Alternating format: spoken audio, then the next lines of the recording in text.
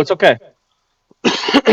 Okay. So I didn't really understand what I was supposed to do, so I couldn't really move forward because it Okay. was 10 o'clock, 11 o'clock at night. No one No was big available. deal. I Yeah. understand that. Completely understandable. I get it.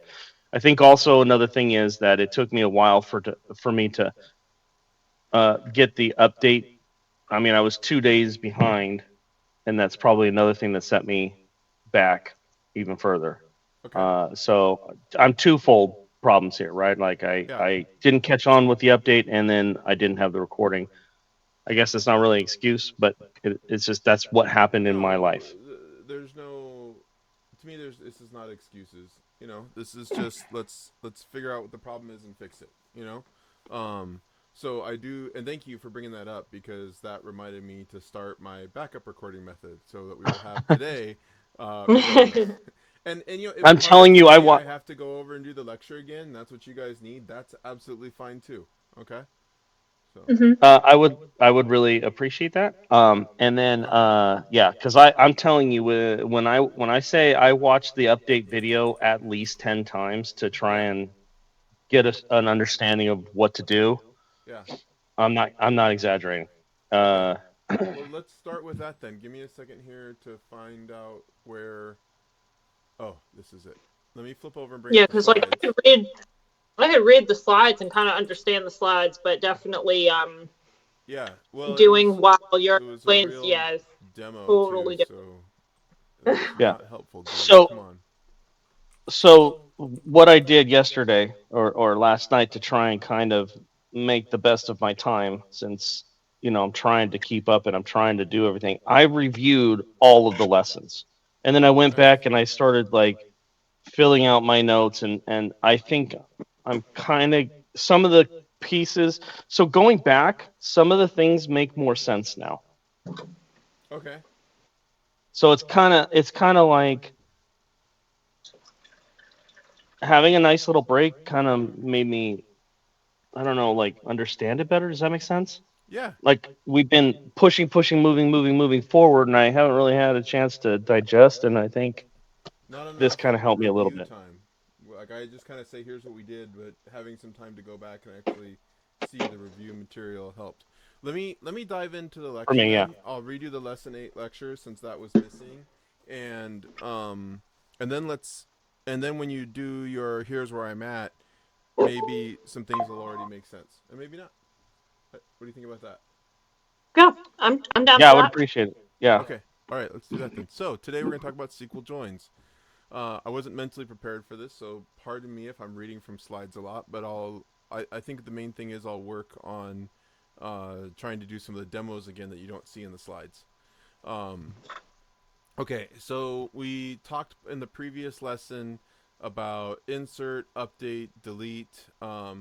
These are like our operations, right? Whereas select, which is how we do read in CRUD, right? Um, select is we have to think in terms of relationships, but we're also returning data.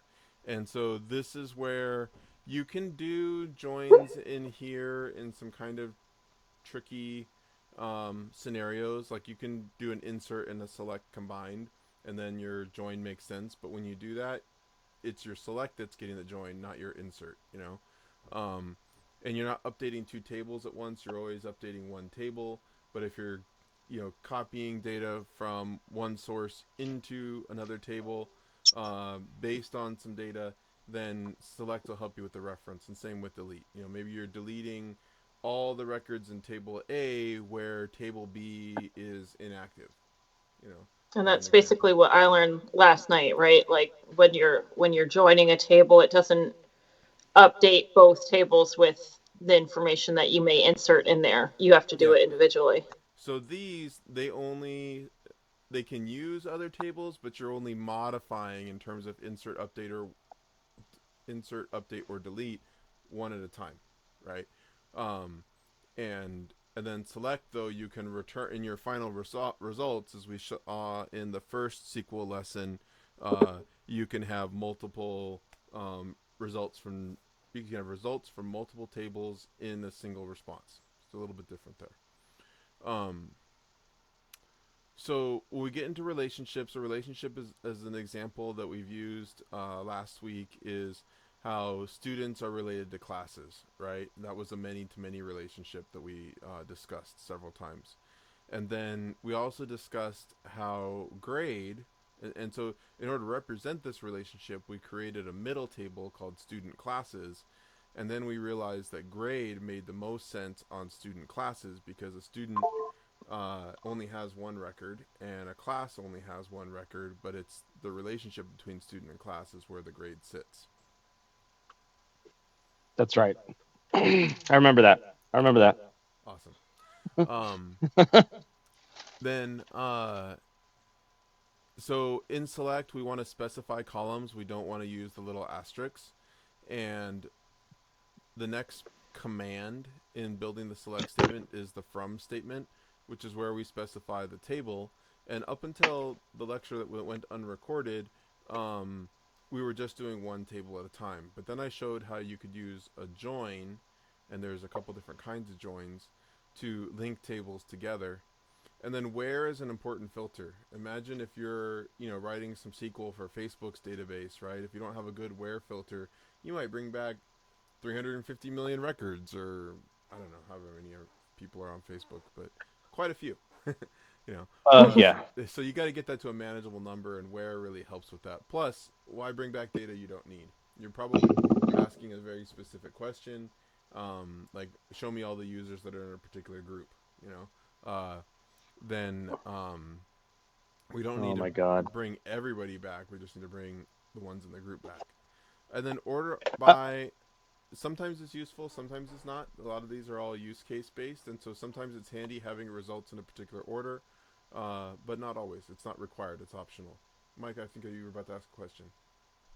I am. I yes. I would. I would like.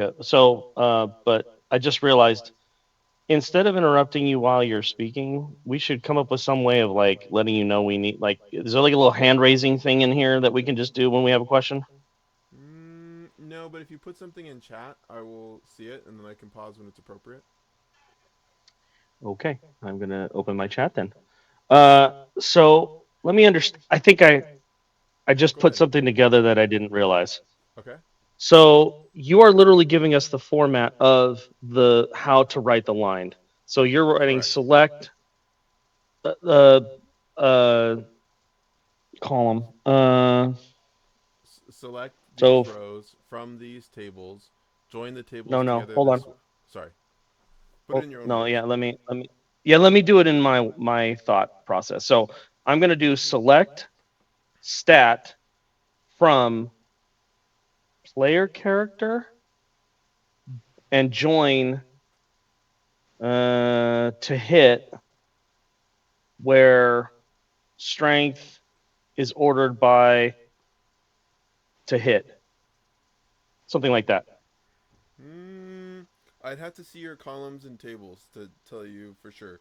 That sounds Oh, a I little thought bit you had my odd. thing up. No, I have the lecture up. Oh, sorry, my bad. Okay. Okay, but that's I, that's kind of like the order, right? Of so you're giving us how to write the line right here. I just yes. put that together. I just realized that. I Sorry, I'm also stupid. I also have um a little tidbit, and Mike, you're not stupid, because as he was going through this, I realized that is the order of operations for join. Um, Now I did what you just told us not to do, John, and I actually used select all. So can you explain to me why it's a bad idea to use select all so that I can actually like have that information in my brain to not use it?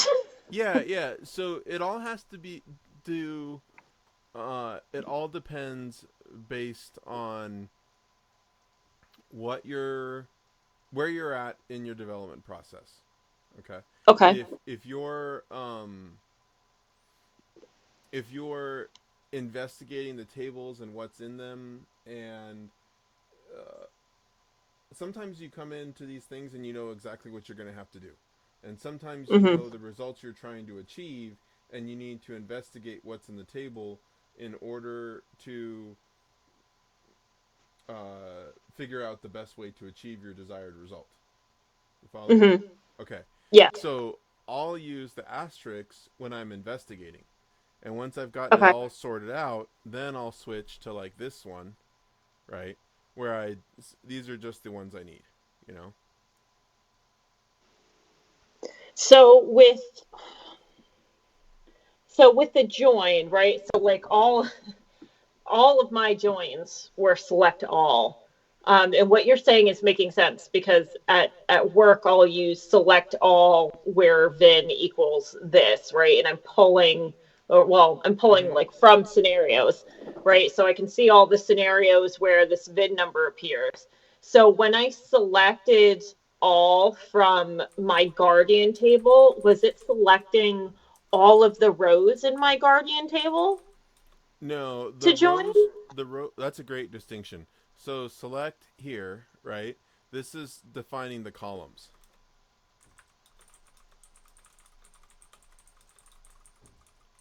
Okay. Then rows are down here.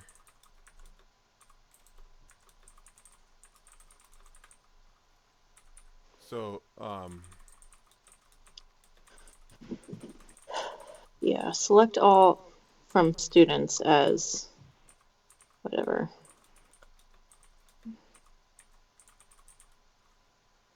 it's being. Oh, I'm in the wrong. Sorry, I was doing some work over the weekend. I'm in the wrong database. Let me change my connection. You guys only have one, so you shouldn't really have to get into this. But okay.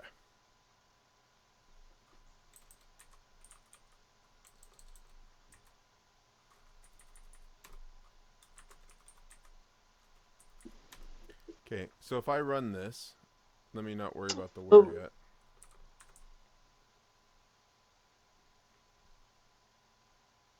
Oh yeah. Okay.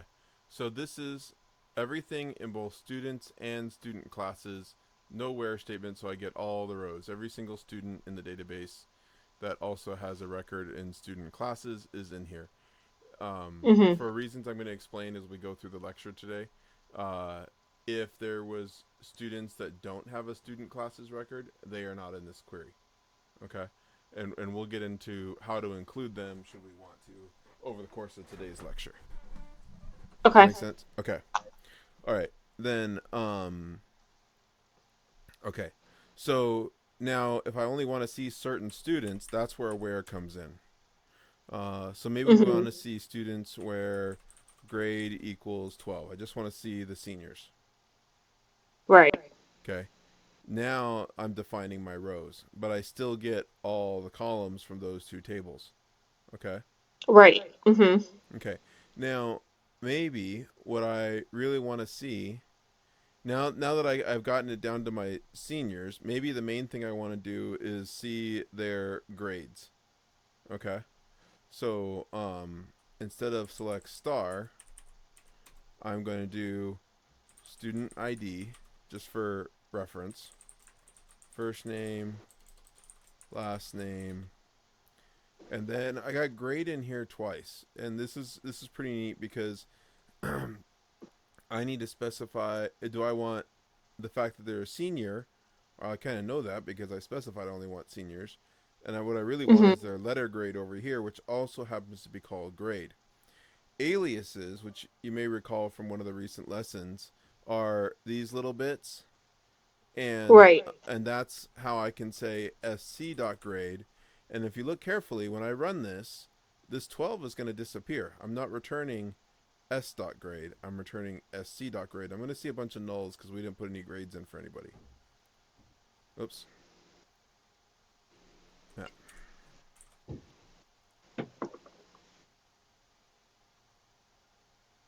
Okay. And see, there we go. Now, the other thing that I might do as an engineer here, guys, is I'm going to call this, I'm going to rename this to class grade. Uh, Maybe I'll call it letter grade so that it's not confusing with what grade level they're in. Does that make sense? Right. Yep. Now, if I did have grades in here, let's pretend like we saw a bunch of, F, D, C, B's, and A's. This is still pretty useless, right? So I can join multiple times.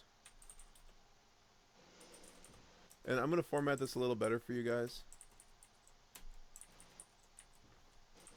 Hopefully that helps make it a little more readable. Come on, IntelliSense, this is what I need you. I think it's that. Okay, IntelliSense isn't helping me out. Oh, this is why. As here, on here, I didn't know what I was doing. Let's check my yeah, sc or c.id, and this is, come on, there it is. Okay, great. Oh well, I joined it, but I didn't put the class name in here. That was kind of silly of me, wasn't it?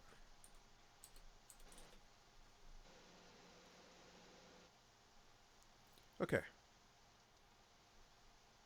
Does that help a little bit? Oh, but what's if I print this out to Excel? Like, this makes sense to me right now because I'm here in the tables and I can see the structure. But if I was in some other program, name is all over the place. Who knows what name this is? I should probably rename this to class name. And I can do that with those double quotes. And see how much cleaner that is? Oh, so you're not even.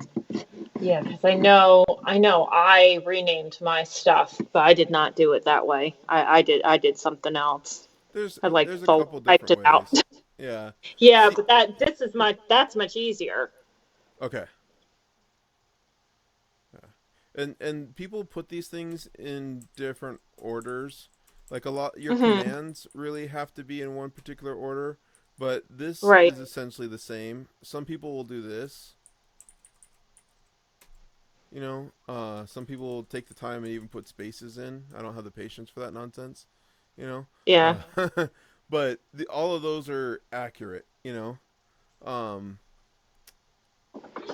and we could even do something. Well, I just want to see the males for whatever reason, just because that's a property in the database. But I wanted to show you how and fits in because some of you guys were trying to look for multiple criteria and I hadn't demoed it. You know. Uh, oh, okay. Pardon me. I don't write a lot of this. Give me one sec.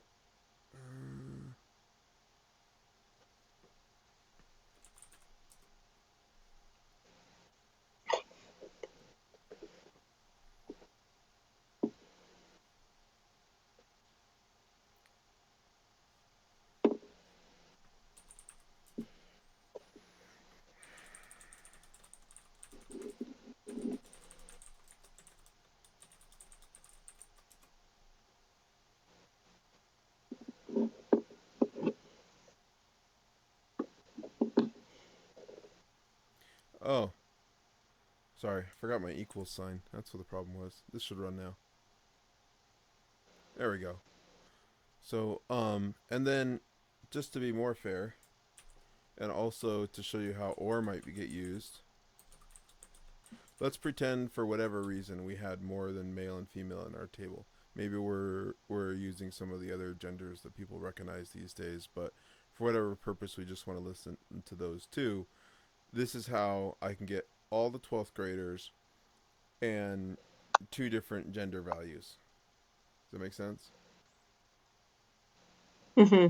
So the parentheses say this or this and this. Without it, it's going to say they have to be, the way this This works, and this yeah, they or have to this. be a 12-year-old and male or all females, right? And so to Yeah. make that more clear, let's do this.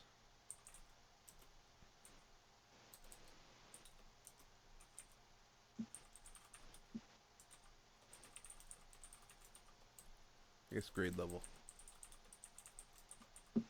Okay. All right. And so now you can see how, because I didn't have the parentheses, I have more than just 12th graders in there. Does that make sense, guys? Yeah. Okay. So probably what actually makes Wait, no, it does not make sense. Why? So because you defined grade 12, yeah, why is it allowing other grades in there? because it goes from left to right. That's why. Let me say that twice more so you really see it.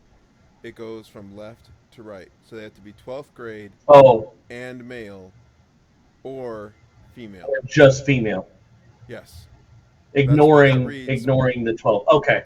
because I didn't put parentheses in, you know?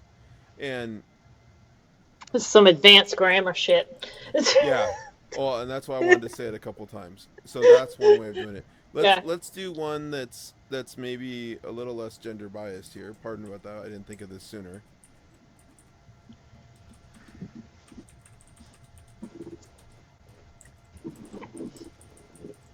We have a special field trip for the juniors and seniors who are male, and we need to do separate forms for the females for whatever reason.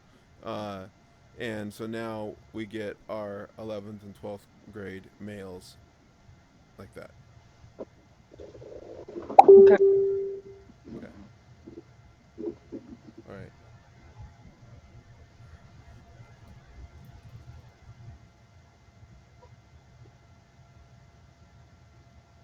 Okay.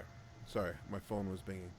So I will add this to today's notes in Discord so that you guys can review that later on. I'm not when we do these things. I'm going to stop deleting the code and just giving you the last results. I'm going to try and put in there as we go along. So here's why we avoid select. To get back to your question that we got into it, is you lose shape of the final code. You don't necessarily control the column headers the way that you want, and so on your C# side, you might have trouble lining things up. You know, column order can be accidental, and there's times where column order really matters. Uh, I think in the data access layer sample that I gave you, there was a little parentheses that had a 0, 1, 2, 3 that was referring to the column position. So if you change column position, now you have to rebuild that bit of your C# code.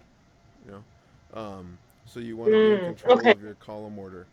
Uh, and yeah, if the scheme, so if like that's another time where that can go bad, is because the C# was using column position, uh, then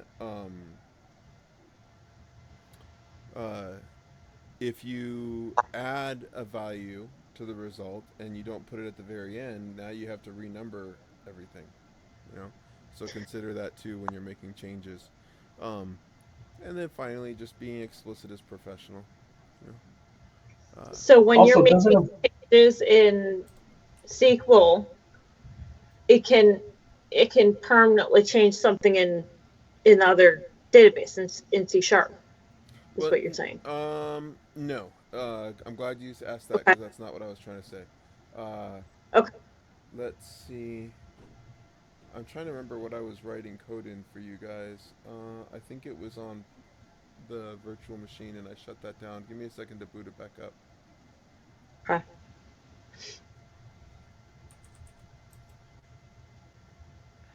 and also isn't C sharp not a database?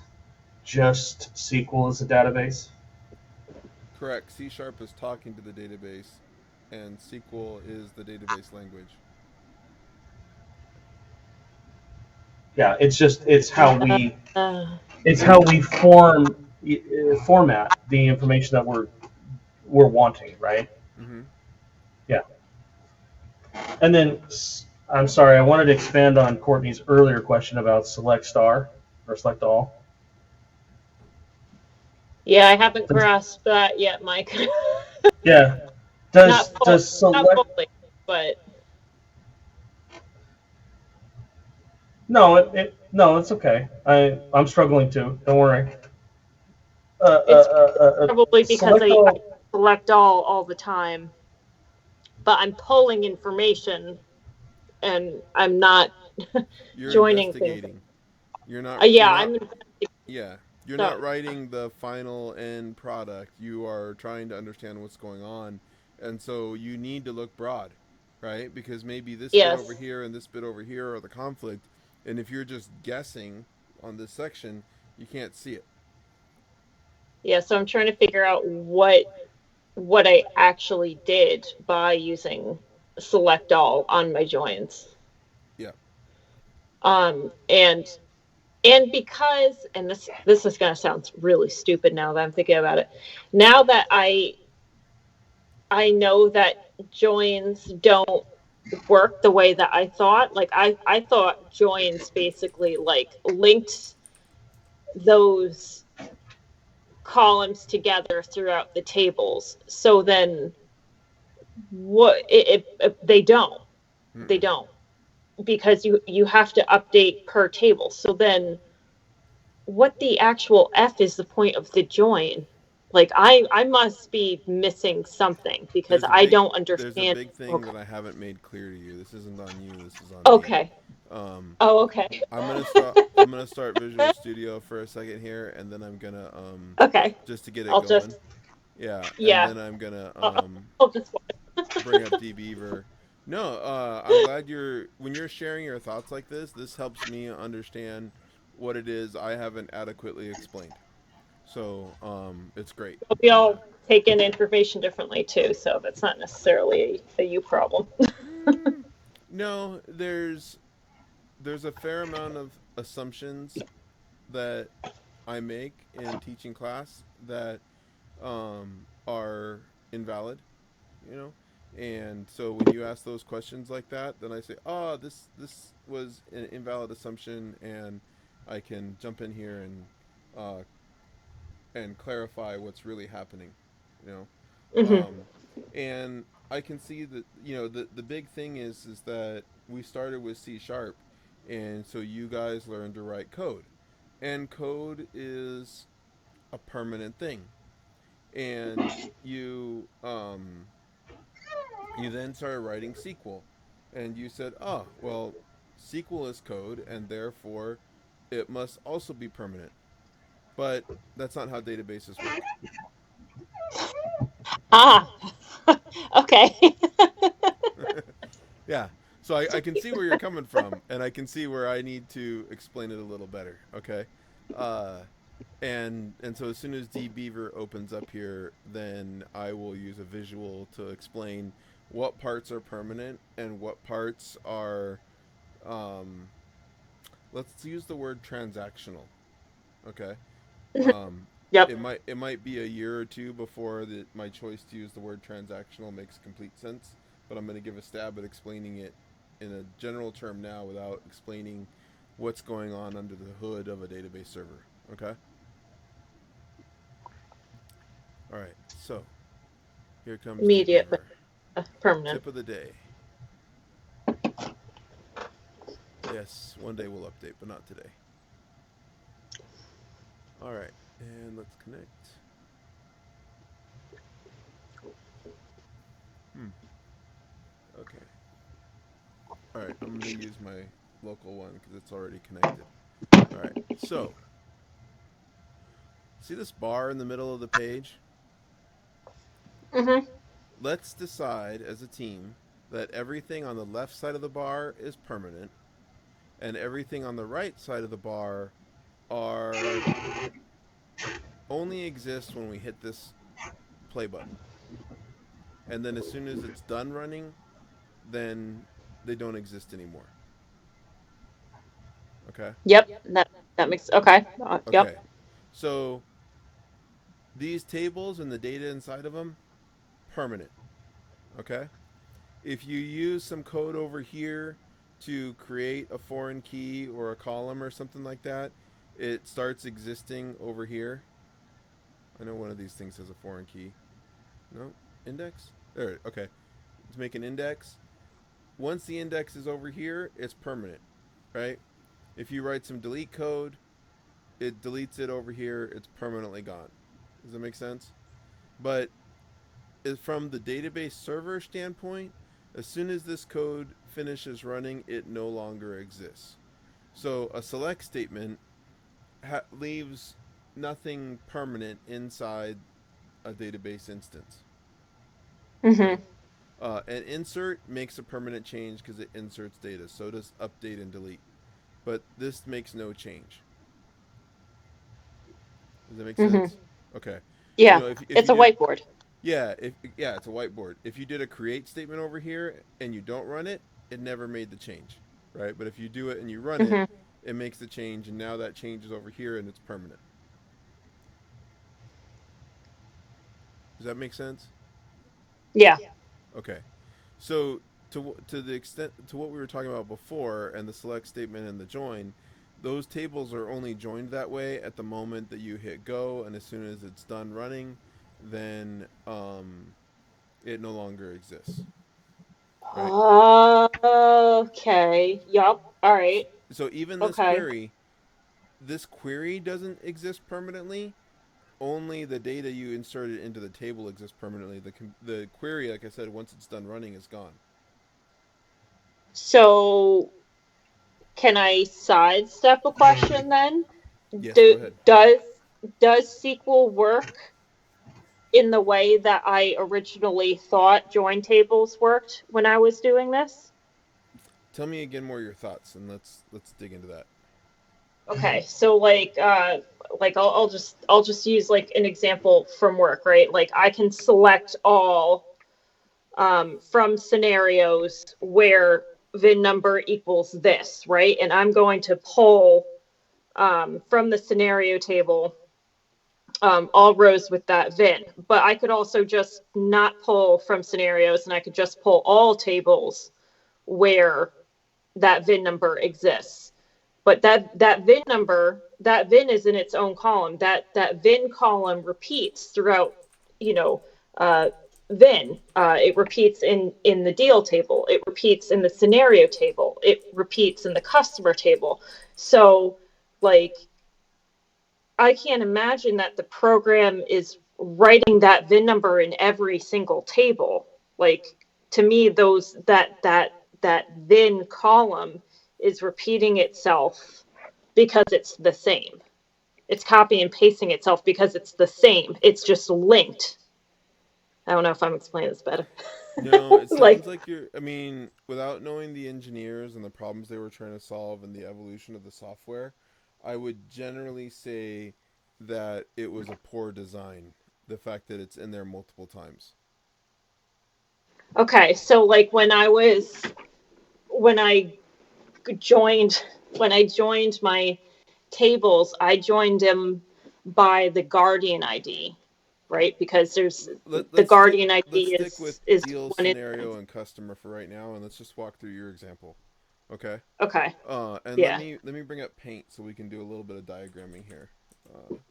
Okay. So in this software that you're describing, you have a deals, a scenario, and a customer table. Sure. Yeah. Yeah. Deal. I'm just gonna use S for that, and then I'll use cust for this. Pardon my abbreviation. Okay. And Yeah. each one of these has a VIN record, right? This has VIN, Yeah. this has VIN, and Yeah. this has VIN, right? Yeah. And the problem that I have with this is, and let's assume that all three of these are referring to a vehicle. Yeah. I'm gonna call Mhm. it car so we don't confuse with Yeah. VIN. The same vehicle. Yeah. Yeah. So what I would do if I'd have a primary key here, right? That's gonna be my ID, okay, and Yep. then I would have a string that's gonna be my VIN, right? Yeah. And Mhm. what I would end up doing if I was building this from scratch, knowing the use cases that you've described and all that, and not knowing what these poor engineers went through, right? Yeah. It's a Because baby a lot of them are program. smart guys, right? And they mean well and they're doing their best with the information they have, right? I would have a car record here and here and here, right? And the only thing it's going to have is the ID. And if you want to see the VIN, you have to join into here. Sorry, that one went wild. To get your ID. So my query, if I was building this, right, would be, select deal ID you know, and deal details. I don't know what a deal is, but it sounds like we're negotiating here, right? Uh, and car ID and VIN from deal as D, join car as C on D dot car ID equals C dot ID. And then I would do where VIN equals, right? I know VINs Hmm. are numbers, but those keys were right there. Wanted Yeah, you to yeah, it's you know. okay. Yeah. Is this making sense? Yeah, yeah. I mean, Okay. yeah, there's, Yeah, I yeah. would not do. And here's the thing too: is if I wanted to see scenarios for this car and the associated deals, right? I can do select scenario ID, scenario name.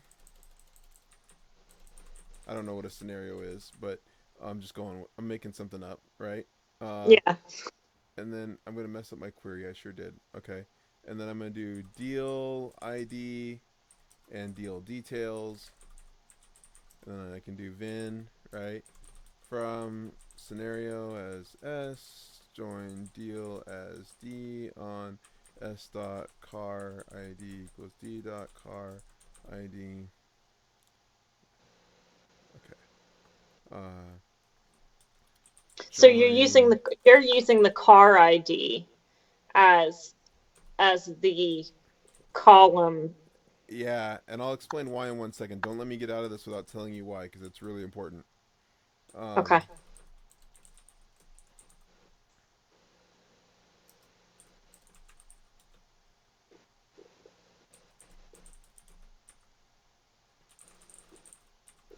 okay, so the reason is because what's linking the deal to the scenario in my fictitious version of your product, right? Uh, is the fact that the deal and the scenario are for the same car. Hmm. Okay, and um, right, and so VIN is just a extra little piece of information. Okay, now Hmm. VIN is a string, right? It's not an int. It's not a GUID. And strings are really inefficient for databases to manage. Okay, you can't do a lot of math on a string, and you can make your query searches run a lot faster when you can do math on things. Okay, um, That so that makes a lot of sense, okay, so actually. That yeah. yeah, this automatically starts slowing things down. Even just things like indexes are a lot smaller when you're indexing. I'm sorry, are a lot more complicated when you're indexing a piece of text versus a number. Okay, and so Yeah. and then primary keys are auto indexed, and I can do a foreign key from here to here, and that makes it really efficient. This is a performance optimization. Okay, there's nothing Uh-huh. technically wrong by sticking VIN in all these places and using it to link it, but from a performance standpoint, this will exceed that. Yep. That makes a lot of sense. Okay. And yeah, there's definitely parts of the program that's like that because I have to go into one table to find a literal ID and use that ID to find in another place, another table. Yeah. So yeah, so we okay. Okay, yeah, so that makes a lot of sense that like the VIN is a string and yeah, okay. And this ties into Yeah. object oriented programming, right? The VIN is a Mhm. piece of the car. It's a Right. primary key for the car, right? Um, but it's not efficient, so we create the number just like we did in student classes, right? In Mhm. student classes, we added a student class ID column because one ID is more efficient than you can use two together, and that's called a composite. Um, but I generally don't recommend it. This is more effective, you know. Okay. Um, so now we've got a place to store all the other details about the car, you know. uh, who Hmm. owns it, what its value's at, how much did we pay for it, how much are we trying to sell it for, you know. Um, so Mike, text cannot have an integer, um, but you can have one column in your table for text and one column in your table for an integer ID associated with that text. Okay, so how does Vin work then? Because you're going to have letters and numbers, and since string is text, how would you get around that? Okay, this is The the same console write line? conversation we had a couple years ago. Yeah, when we were talking about this over at Finvi.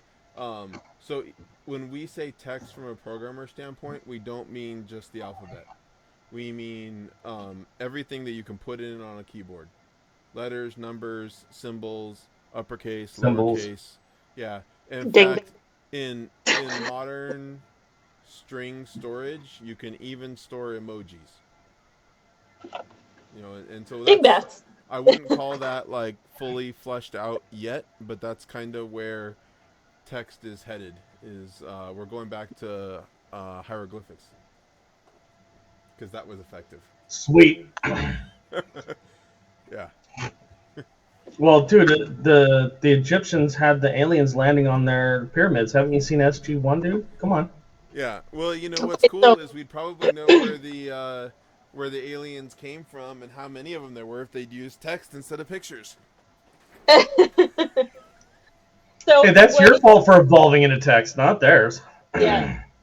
Okay. So the way that I was joining my tables, I had the right idea then because I was, or I hope so, because I was using a Guardian ID Yeah. Correct. as Yeah. in instead of, yeah. Okay, And cool. that's why like I was a slightly critical of the system that you're in at work, not knowing what the people went through, you know, Yeah. but Oh, it's just only 5 years old. but generally speaking, well, that's less.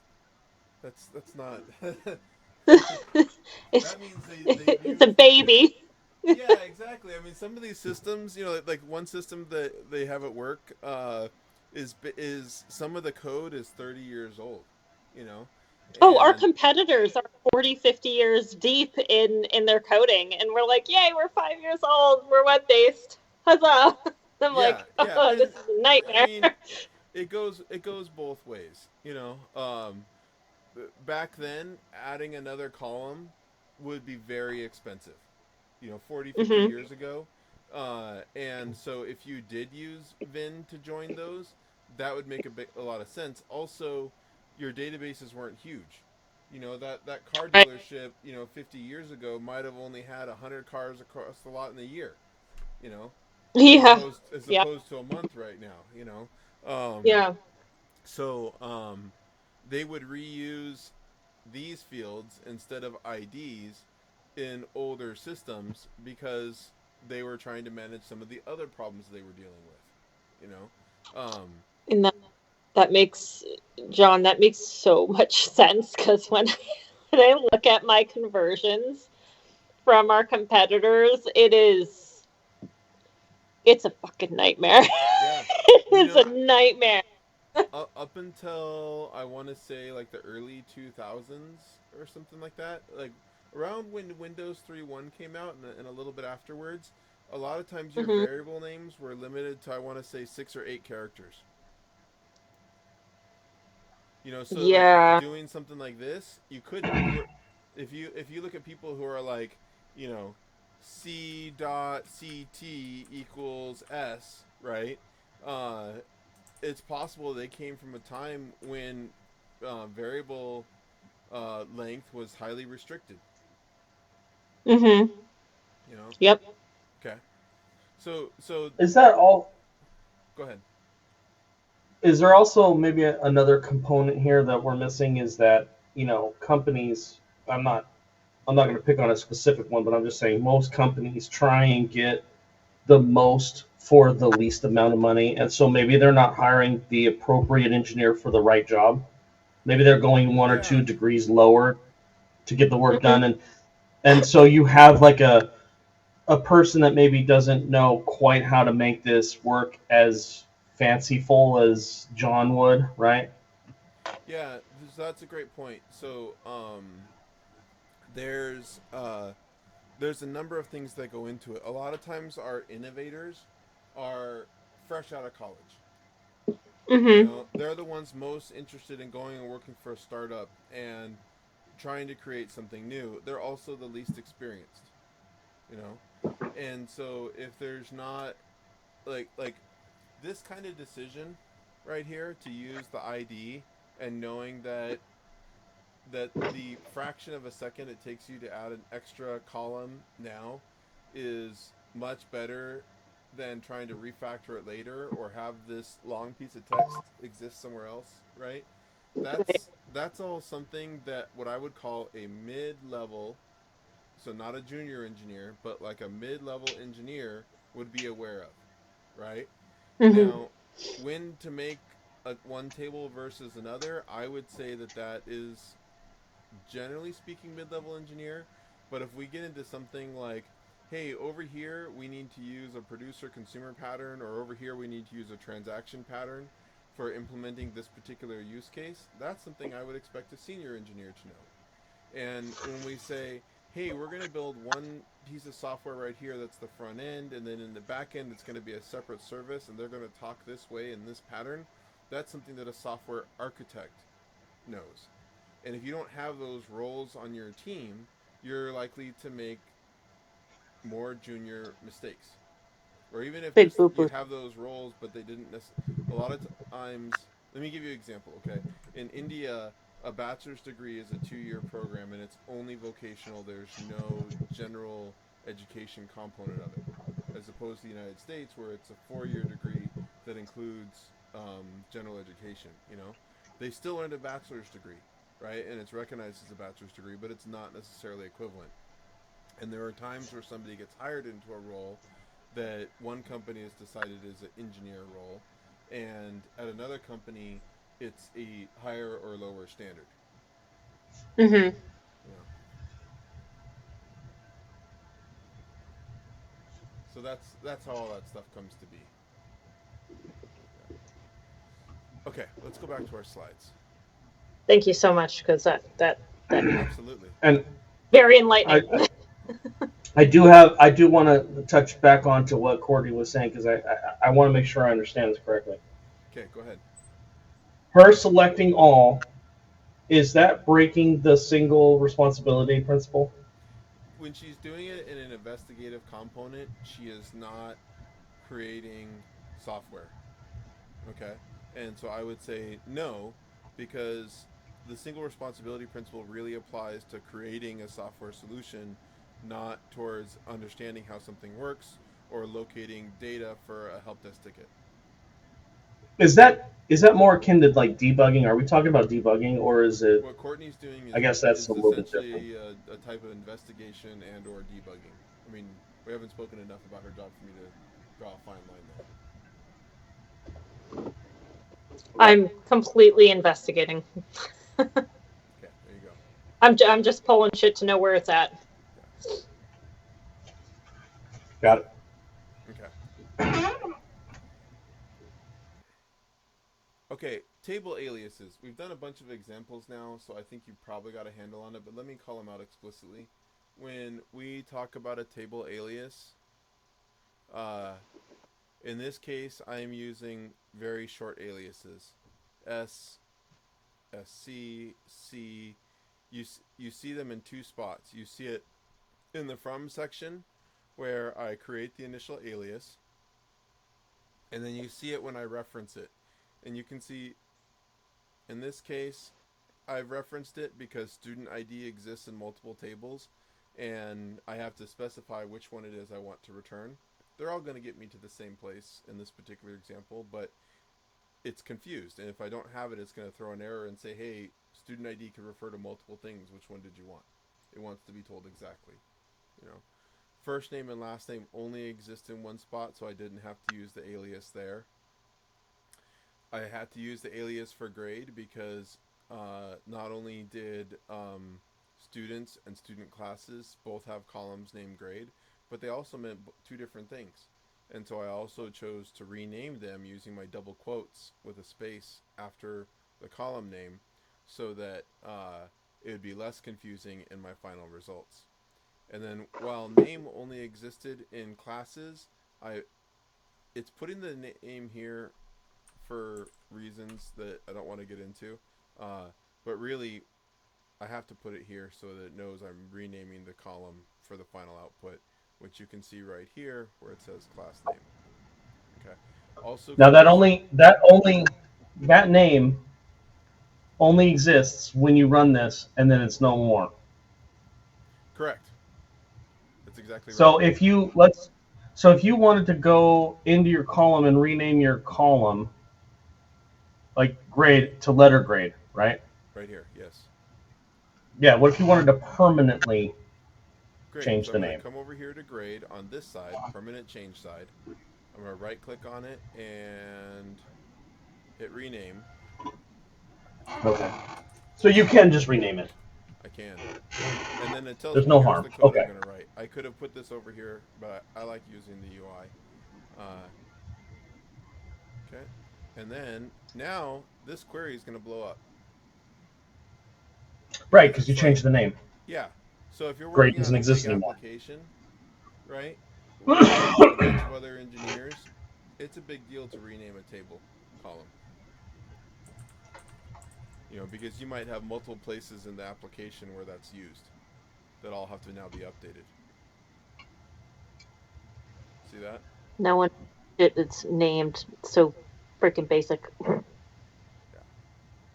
But and this is another reason to give things precise names. I think I mentioned that in like the first day, but this is a Hmm. really good example of why a vague name like scenario, is one that I would like just as an Or architect with experience. Scenario is something that I would probably um, before we even start writing code when we're just investigating, I would think like, hey, I wonder if there is a more precise name I can give this to reduce the chance of confusion later on. Yeah. You know, and keep in mind because we can rename things in the database, I could call it deal scenario or customer scenario or something more specific, you know. But on Hmm. the front end, on the web page that maybe Yim is designing for us, right? We can just call that scenario over there because I've had to navigate into some areas and it's intuitive to me with all that extra context that that's a scenario related to a particular customer or deal, you know? Hmm. Yeah. but that's the UI. That's not. Right. We're not there yet. Right. Well, and because down here in the database, I mean, look, all your tables are together, right? So what if I have a scenario for a repair job and a scenario for a deal? Now I've got two scenario tables because I was a little bit vague. Yeah. Yeah, if you just put repair, but now you need customer repair, insurance repair, in-house repair, right? Yep. Yeah. Or data. You're not going to name it just data because it's uh, okay. I'm going to tell you one of my favorite things one of my college professors ever told me, and and then I'm going to move on to the next slide. Okay. So this was like my first year. I don't know if it was the first semester. It might have been the second semester of my master's program, and I was focused on artificial intelligence. And we were talking something about jobs, and she said, there's this new term that's come up, data scientist. And she's like, what kind of scientist isn't working with data? Like, It's that's true. 99% of what science is collecting, processing, categorizing, and analyzing data.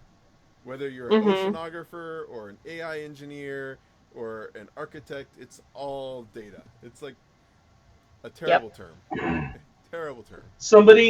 somebody's renaming the column, dude, or the table. They're renaming the table. That's what it is. Yeah, and now everyone else is like, what the heck is that?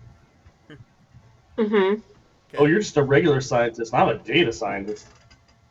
Yeah. Okay. So join is stitching rows together. Okay. Um, and hopefully that's been kind of clear. So this is what we call a regular join or an inner join, and what it means is only show the records up here where this is true. Okay, and now I'm going to explain what else you could have, and then that'll make more sense. Okay. Um, Joins not tables. so one to many is an outer join, and so if I did a left outer join, and you can just put left join, um, and I think I've debated about this, but I think I need to do a left join over there too. Okay. Now what's going to happen is if there's any, let me get rid of my criteria here. Okay. That criteria is kind of messing up what I'm trying to show you.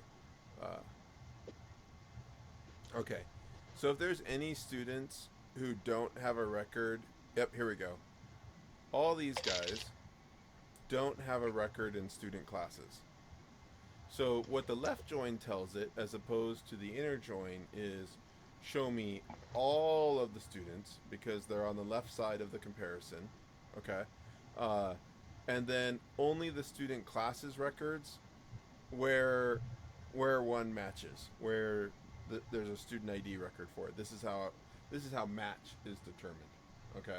Um, but I get all my students. So all of our late ads, that missed registration, they are now displayed as well as the one who are actually enrolled in classes for the semester. Does that make sense? Mm-hmm. Okay. And so you need to know, you have to make a decision based on what you're trying to achieve. Do you want all the students that are enrolled, or do you want all the students? Does that make sense? Yeah. Okay. Now there is also a right join. Okay. Uh, but generally, and it just does the opposite. It'll show you all the student classes and only the students where there's a join. Um, that one kind of doesn't make a lot of sense, but it might make sense more on classes. If you had classes that nobody enrolled in, a right join would make sense. But generally, what I encourage people to do to avoid confusion and work on the maintainability of your software is everywhere you can, just try and use left joins. All you have to do is move classes to the first position. It's like dragging things around, copy and paste. And that'll solve 99% of your times where you would want a right join. Okay? Um, Maintainability in code is important. There's a lot of times where you will have to come back to code a year or two later. I've got one project that is now 10 years old, and I'm still maintaining it for a client. And I have no idea what I was thinking when I made that thing anymore. I'm not saying it's wrong or bad, but having the code written in a way that I can read it is necessary because I don't remember anything about the project anymore. If I had to go in and make a change for him, I needed the code to be self-explanatory. Does that make sense?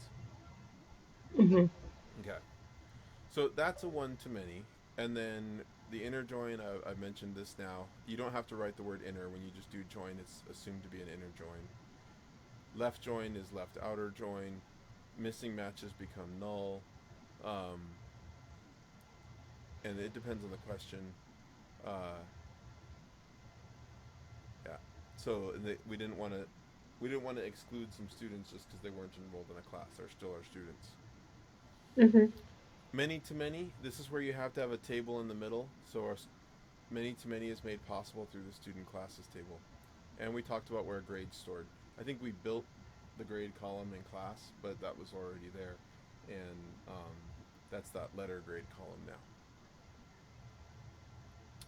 Group by. Okay, so let's say that you want to see the count, sum, average, max, or min. Then group by comes in handy. So I don't mess this up, let's make a new one.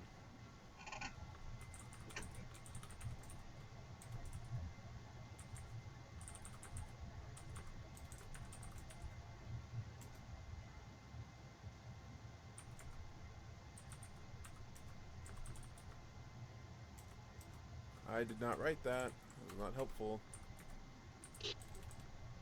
How do you turn that off? There's probably a setting in there somewhere. Okay. Gotta ask Siri. I'm actively avoiding any kind of reaching out. John and you guys are my only help. I don't go outside of you guys. I don't want to learn bad habits yet. Oh, I've been Googling the shit out of stuff sometimes. I'm like, I know Yeah, I did this the other day. What the hell was it? I'm actively avoiding all that for now. Oh,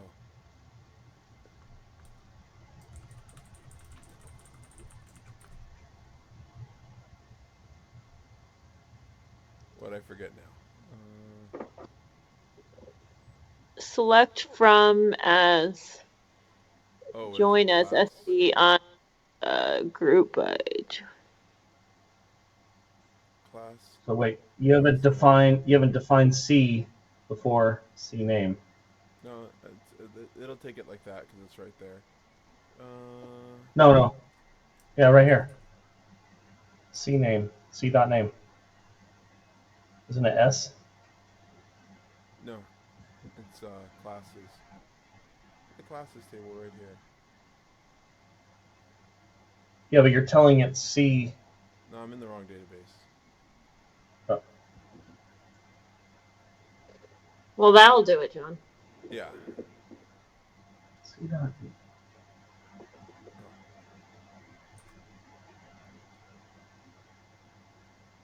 Oh. Okay. So, what this is doing is it's saying count all the students uh, per class, and I've defined the class as name. Now, if I have two classes with different IDs but the same name, it will bring them together. So what's probably a little bit better over here.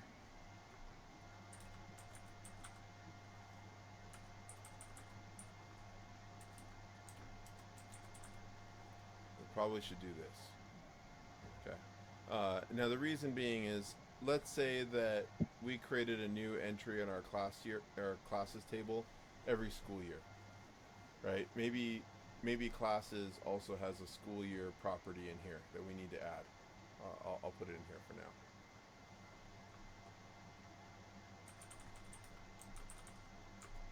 Hopefully I don't regret making it an integer. Sometimes that kind of thing. It makes sense right now, and then later on I'm like, oh, but of course, there's summer, and summer is different, for whatever reason. Okay. But is that part of the school year? Summer? So, um, Isn't that the exclusion? Right? There's no school during summer.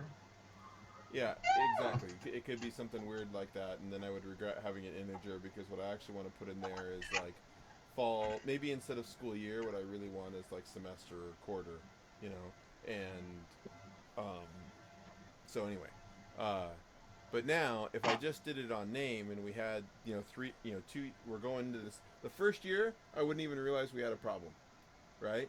Second year that the school uses this software, then they're like, oh, it says that I've got 8 students signed up for calculus because I didn't include the ID. You follow me? Because it's adding both years together. Does that make sense? Mm-hmm. Okay.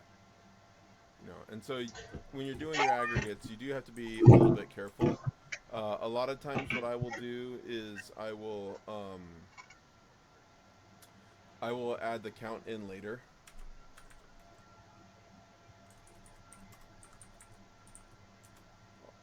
I'll do something like this before I add the aggregate in, and I'll kind of put all this in one line so I can comment it out too, because I just want to make sure that this is all the data that I expected before I start aggregating things. Does that make sense?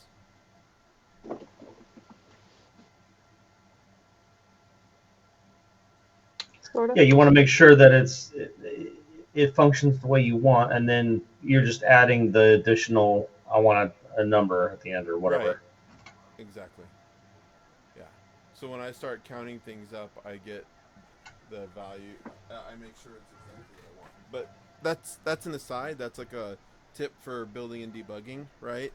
From a syntax perspective, if I do this, I'm just gonna get one. Actually, I'm gonna get an error because it's gonna say, "Hey, you have student ID in here, and you don't have it down here in the group by," and that's a no-no. Okay. I want to bring this down too. I like having my group bys at the end. So I want to see for a particular class or a particular school year, show me how many students in that class, right? And there it is. It's added them all up. So there's 9 students in calculus, 7 world history 2, 7 in American lit, and so on and so forth. Also, I can do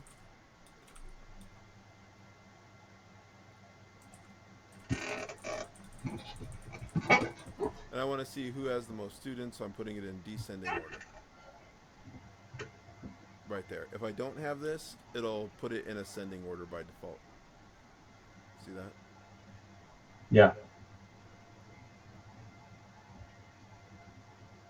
Now, count. If you go all the way down, does it tell you how many there are? It does not say overall. No. That would So be count different. is It's counting how many students based on this. it's just listing students. It's not actually saying there's 27 seventh graders, 7 seventh graders, 8 eighth graders, 9 ninth graders. It's just showing you all of. No, what it's saying is that there are 7 students enrolled in Algebra 1. Oh, I see. Number of students. Okay, I see. Yeah. Okay. Okay. Yeah. So you've got a number of aggregate tools. I think once you have your first need for it, this will make a little bit more sense. It takes a little practice. But like count is good for, number of or quantity. Sum is great for like money, stuff like that. Average, it's an okay statistical figure. It's nice for executives. They like to think in terms of averages, even though they're not always helpful. Uh, Max and min can be handy. These are sometimes really good for finding errors, right? Like one of the things that I've done in databases before is I've said, show me all the records that have a transaction date that is, just so you know, date time objects have a max and min. So what I'll do is I'll say, show me all the transactions that are not equal to max and min, uh, and then show me the maximum actual date value. Okay, and so that's really handy because sometimes you'll get somebody who does a typo on a date, and I'll be like, oh yeah, we bought this car in 1850, let's say 1925. Okay, uh, because somebody did a typo, instead of 2025 they put in 1925. You know, Mm. and yeah, or they do 25 Or 11,925 25. or Yeah, yeah. 2225 because they did a typo, you know. Hmm. So Hmm. those max and min can be handy for a number of things, including error trapping, you know. Okay. And so in order to use those aggregates, you have to use group by. So here's some questions that you can do is how many student classes per student, how many students per class. Give me a summary of information, right? Average number of records, or average number of classes teachers teach. It still returns rows, but it's in a rolled up fashion. So SQL is that select is going to return flat rows, and then we're going to use C# to put them into objects, and I think that's where I got some samples.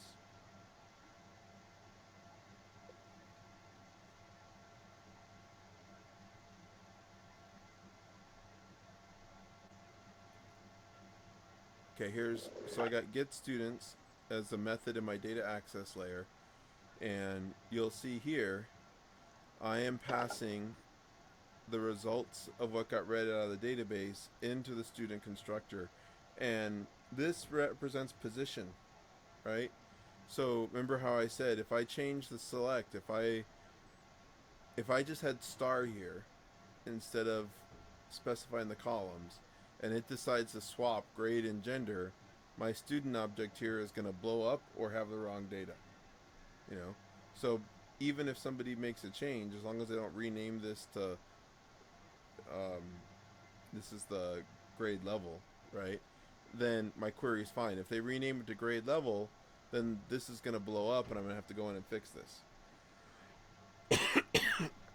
Hence the thing about refactor. Yeah. So That's why it's a big deal to change a column name. it is, yeah.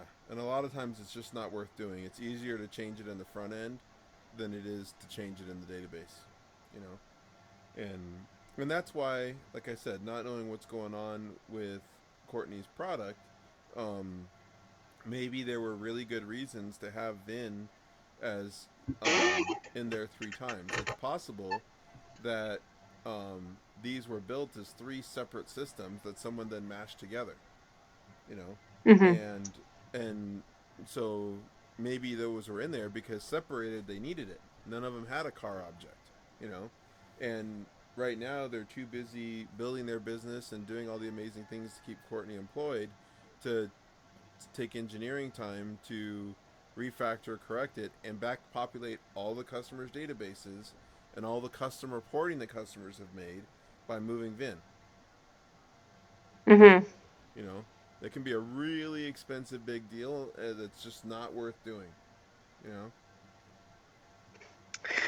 Yep. Yep.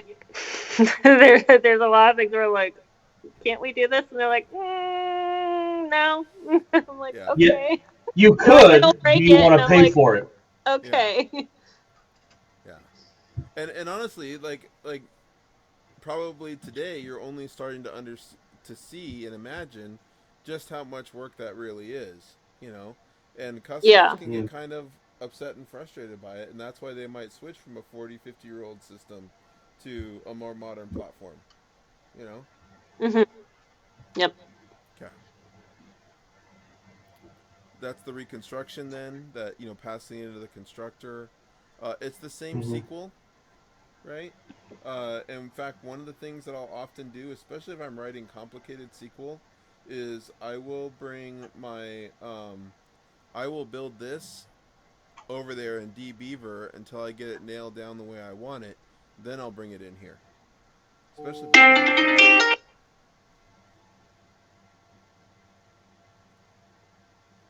What's the next? Okay.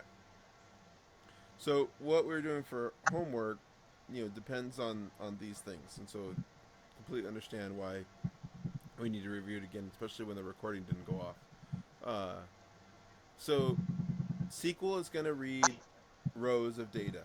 It's up to you in your C# side to turn the rows of data. That's right here. This result is my row. I could actually say row here. Okay. Uh, and into an object. And I did that by making myself a constructor, right? I don't have to do it this way. I'll show. So this is the clean way, which is what I did here. And let's go hit F12 and look at this constructor. So that row is getting passed in right here, right? I'll show you a couple other ways of doing this, just so you see all your options.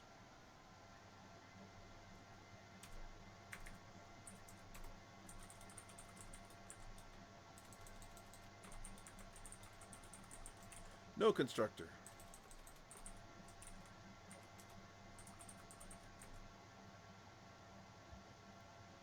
ID is first.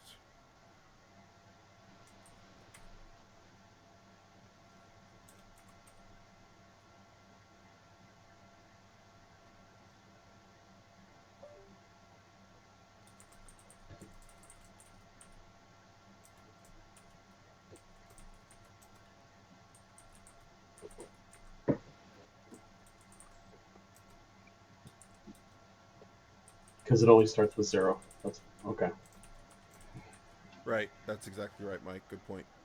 And so on and so forth. Do that for all. Oh, look at that. It's getting helpful now. Okay. Can you do it again?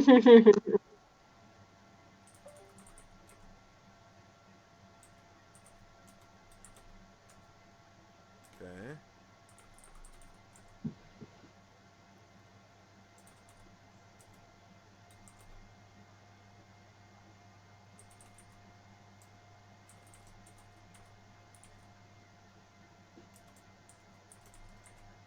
All right, so there's another way. These both do the exact same thing. It's which one is easier for you, and now let me show you the third way.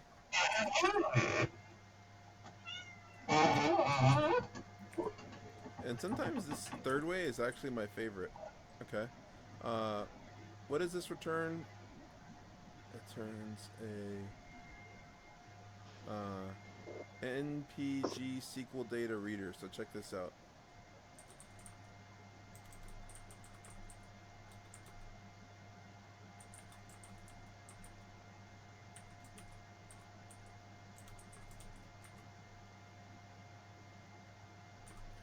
I get a little bit of lag here. And I'm going to tell it, hey, I know that doesn't exist yet, but could you go build that constructor for me? I'm going to tell it...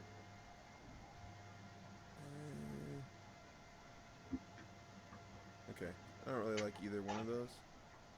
Let's just do this. Okay.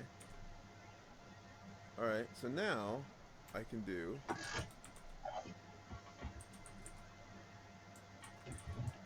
sometimes... if I got a little fancy with this, I'm probably not going to do it right now. Sometimes you can do something like get in32, but instead of passing the position, sometimes you can pass something like that. Okay, that might not be a Postgres thing. There's different SQL languages and therefore different connectors like this data reader, and or what I can do is I did see here on row that row had this get schema thing, right? And so maybe I'd have to play around with it and debug it, but what is that? That might be what I'm looking for.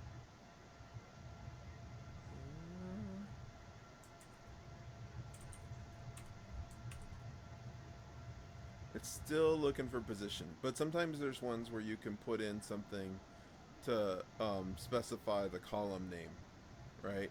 And then that makes it a little bit more future-proof. Or I can get the column name and get the sequence, right, and build a little map up here. That might be a little advanced for you guys. But that's kind of the difference between like coding and engineering is like, hey, let me change up my program to like do something. I'll do it in pseudocode, right? Get the column names and positions from row dot get table schema. Okay, right? Then I can say like build a map off of those. Right? So I could say int query ID equals 3 because that's what I got out of here. Okay, and then over here I can do query ID. Woo! There's that F11 again. Okay, and I can do another one that said int query first name equals. Okay, I guess these are wrong. I'm gonna do this. I might as well. All right.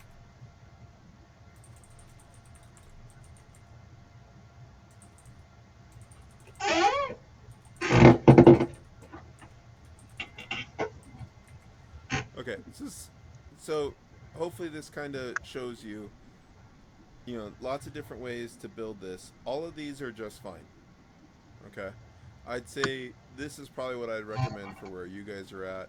This is something I would build in like an enterprise level application where I wanted maximum flexibility for the database to be its way and do its important database things, and my program can be less impacted by it. You follow me?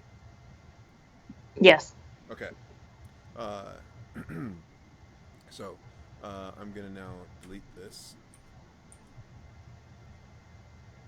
and I'm gonna come up here and delete that, and use this one as the example. This is perfectly reasonable for this class. This is really just to show you why this is better. Does that make sense? Mhm. Yeah. Okay. All right. Junior level, mid grade level. And then advanced is the one that I completely hid because I don't want you even thinking about that yet. Yeah, AI master level was that one because Yeah. Yeah. Okay. All right. Let's see what's next on our slides. Okay. Join, group by, and then the homework, which you guys have been working on. I know there were questions on here. Did my answers to the questions make sense? Sort of. Okay. Let me I give you an example then, Courtney. So I'm gonna bring up your code, and I'll kind of call Okay. it out explicitly. Okay.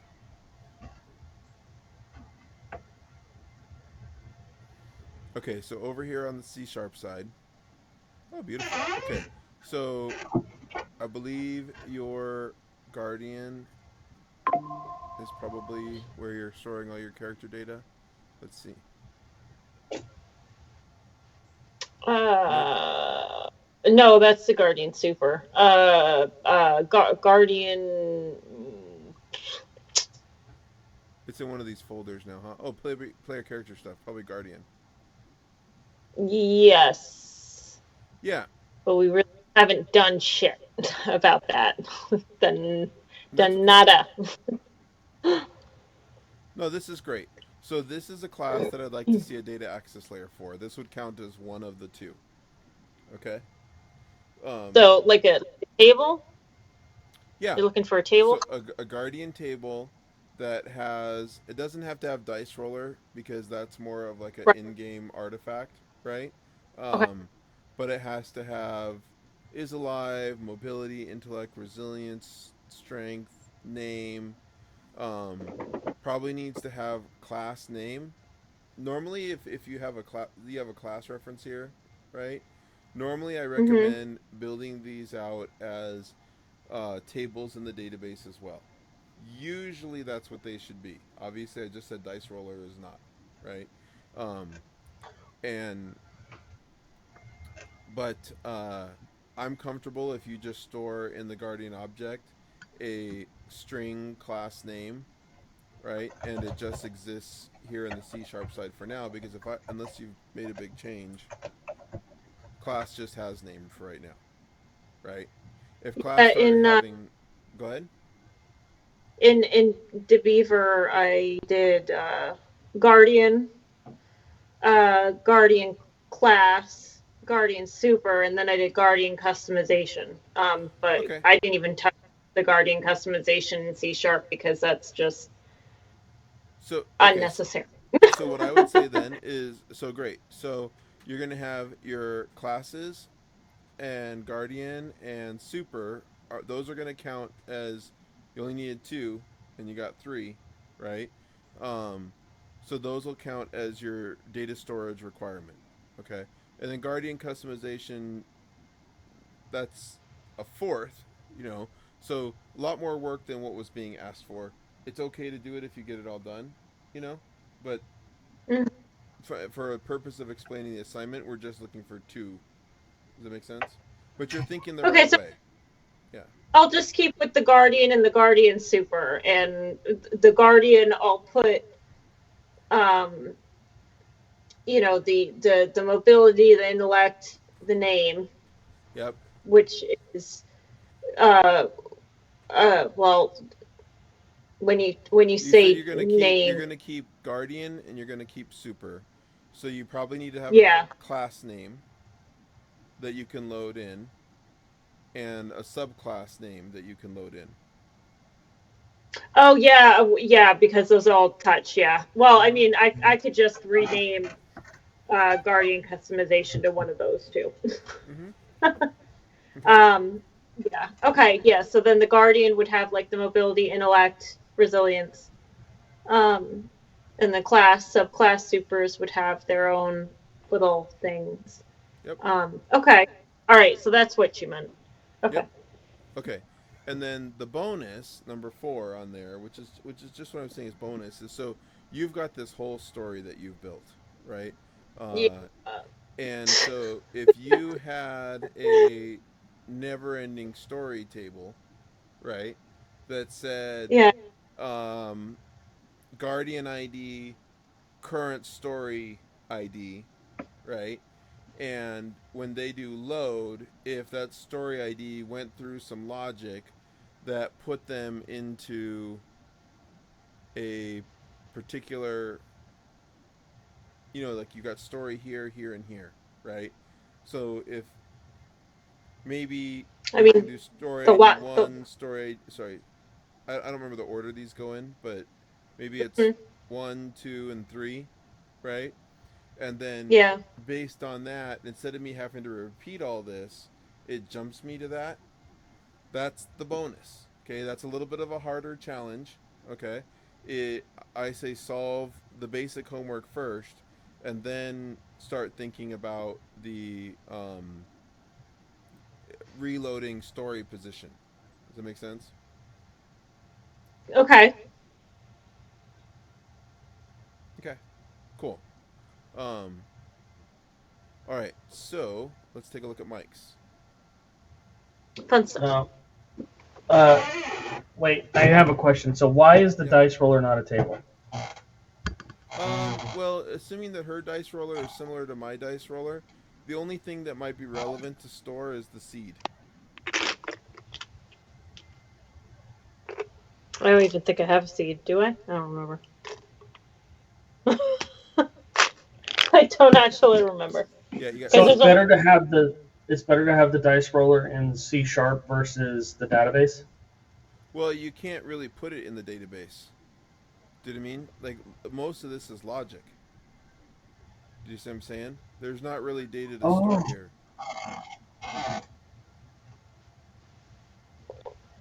You see what I'm saying?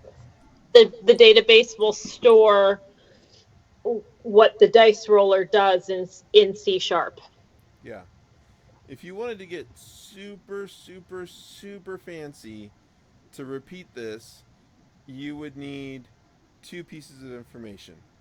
Okay? You would need the seed.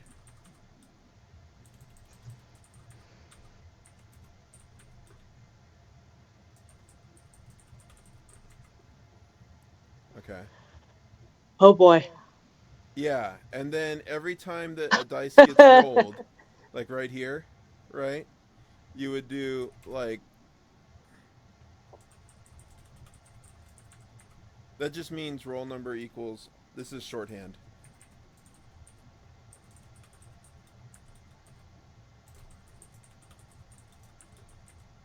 Okay. Uh and then I would build a separate constructor for this.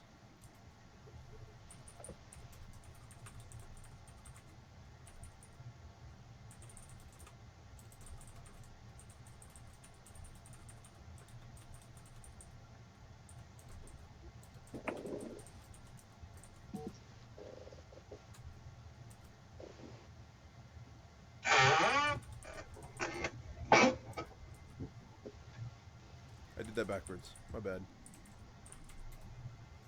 Ha ha ha. because Very cute. Okay. Uh-huh.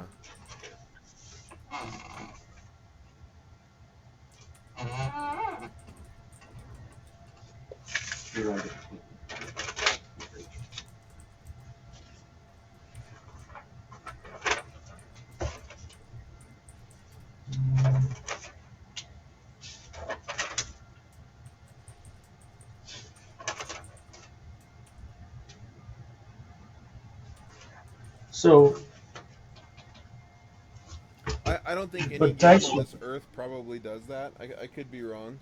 But this would let you actually recreate the past sequence of rolls I don't know what it would actually get you, but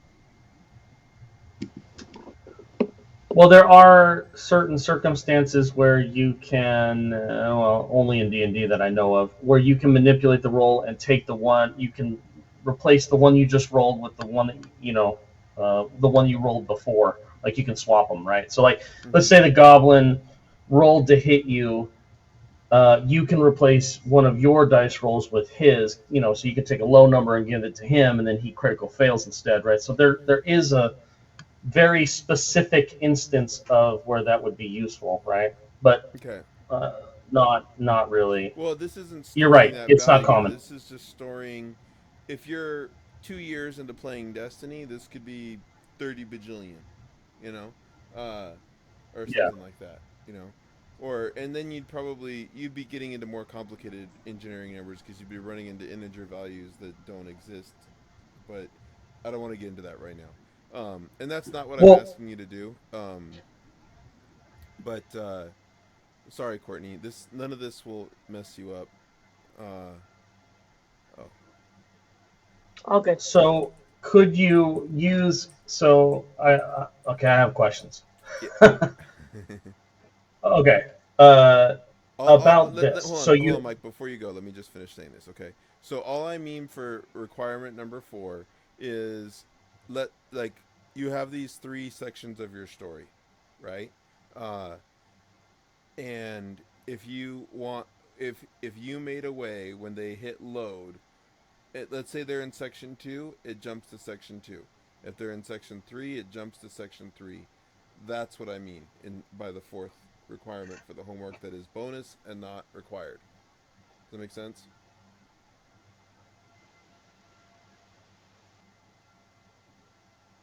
Yeah. yeah, I think it does. Okay. All right. There's so much. Yeah. Okay. All So right. question. Okay. Go ahead, Mike. If I am, so the dice roller is a class inside C sharp, Yep. but classes are tables. Generally, a class and a table are the same thing.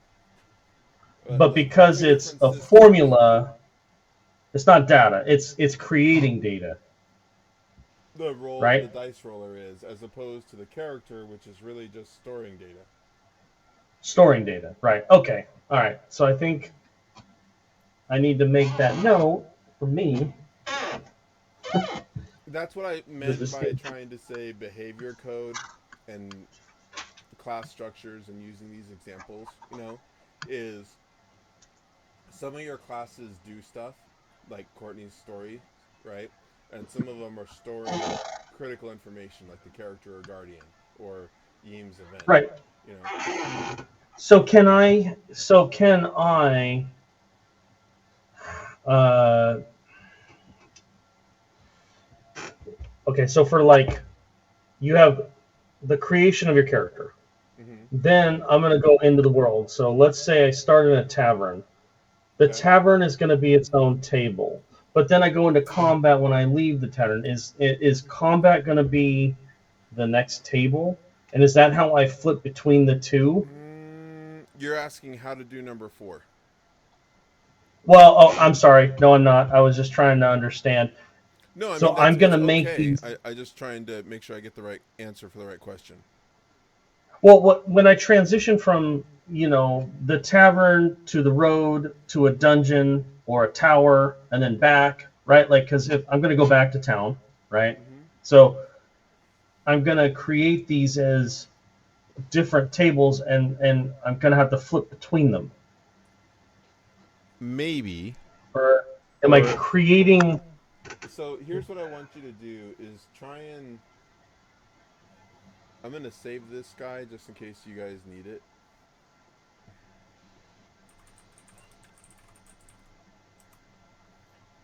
So Mike, there's different ways to think about this, and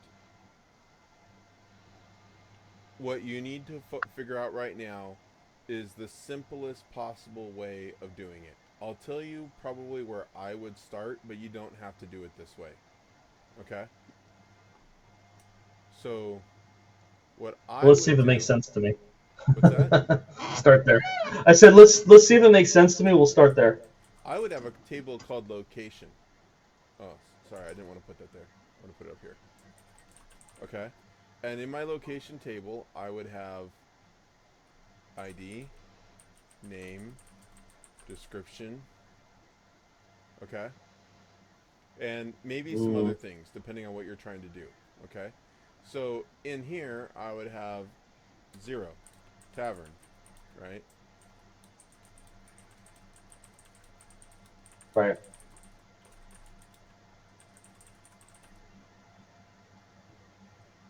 Okay, what's my next?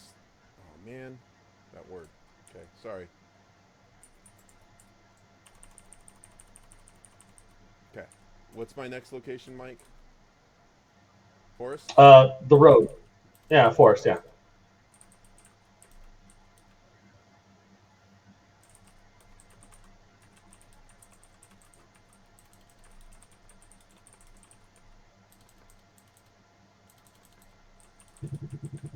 Ah! Almost made it. I really want these to line up like rows in a database. Yeah. Cave. Perfect. Smelly goblin cave. Yeah. There you go. Okay. All right. Okay. So now, over here in my character table, one of the things that I think I encourage you to have, you have ID, name, class, stats, is location. I know Courtney has location, right? And so ID 0, Berg, fighter, 18, 15, 13, etc. Yeah. Right? Yeah. And then location 0. Okay? Berg's in the tavern, right? Right. Wizard. Mm. And then he's Yeah. Blah blah in blah. the Yeah. cave. Your stats. He's ahead of you. Yeah. Etc. Yeah. Make sense? Yeah. Yeah. I'm seeing what you're doing, but how do I? Now check this out too. Oh, If I do it this okay. way,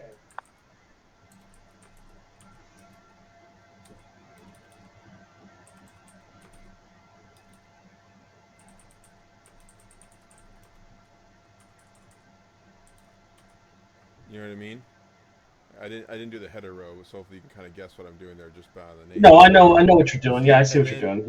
You're following the yeah. now when you do your sequel, right, you can be like select star from characters as C, join C dot location equals L dot ID, right? And now you get the The location array. for the You finished the array. character. Yeah. Yeah, and then you can do the same for enemies. There's E, join E dot location equals L dot ID, right? And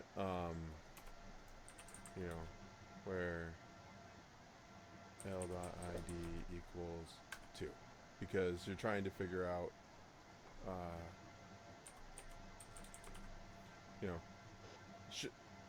show me where Prismal's at, or show me the location or show me which characters are near Prismal, I guess, right? Yeah. And the location he's in, and then based on that location ID, I go fetch the enemies, and now I've got. And you could do this in one query. I don't know exactly, how your game is going to try and initiate combat, but conceptually, you have to have these two components. And there's definitely Yeah, ways I have do to it have them because they separate. have this shared- Yeah. Yeah. Okay. Okay. Yeah, I'm definitely gonna be calling you. So. Okay. That's good. It's gonna happen. But yeah, it's good. I mean, I have this. It's recorded, so I'll have it. So that's great. Okay. And these whiteboards are going to Because go I am into really. the lesson for today too, so you'll have it there too. Yeah. Sweet. And hopefully it helps Yeem in some way, shape, or form when she's better. Yeah. Yeah, I hope so too. Okay, so classes can't, or tables can't be formulas.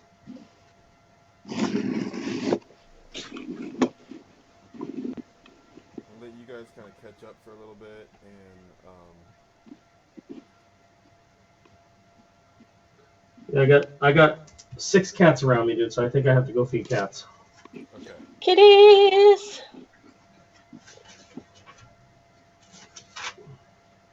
But I'll because I'm way behind. I have to catch up. So I'll be probably doing this most of the day.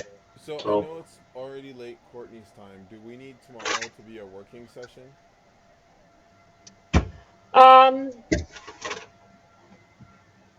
Do you want if to work on possible. it today and see how far you get? Yeah. Okay, let's that's what I say would like to do this. too. Okay, we're gonna stay here until you guys solve these problems, and each day we will meet and get you one step forward until you're confident that you've solved it and are ready to show off your work. And then the next day after that, we'll go on to the next lesson. How's that sound? I mean, that works. Okay. That works. I know, like, me being on East Coast is not helping y'all. No, this is all fine. Sorry. Yeah. The only thing is Yeah, you're fine. I probably can't meet Wednesday and Thursday this week. We've got a major concert that my team's running, and I was hoping to be able to do both, but I think I need to just do the concert. So what I might do is help you out today and tomorrow, see how that's going, and then assign additional requirements all based on the same skill set, so you get a little extra practice for Wednesday and Thursday. Does that make sense? That sounds good. Yeah. So it Well, just let you Wednesday, I'm not gonna evolve get your out of work till 7 on Wednesday anyway. So. yeah. So this way you can just evolve your program further, right? Mhm. Using what you've already learned and really help lock it in. So we can kind of use you as a crutch for the first one, and then for the next one, it'll be spotty as far as like what kind of help. Like we're kind of a little bit more on our own for the second part of it. Well, no, my whole goal is to make you learn, not to set a set of requirements and ask you to leap and meet them, you know? But let's say, for example, between today and tomorrow, Mike, you just get number 3 done, right? Then maybe Wednesday, Thursday, you work on number 4. You know what I mean? And if you guys both got Yeah, number 4 done before Friday, and that really made sense to you guys, it's gonna be you're going to be a lot further ahead as we go. You know what I mean? right. Okay. So so maybe think about it that way. Just try and focus on 3 tonight, and then maybe 4 is Wednesday, Thursday. And I'll still be able to hop on Discord and answer a few questions from time to time. Um, so it's not like I'm totally out of the loop. Right. Okay. Cool. I'm going to stop the recording. We've got 2 recorders running, so we shouldn't have problems with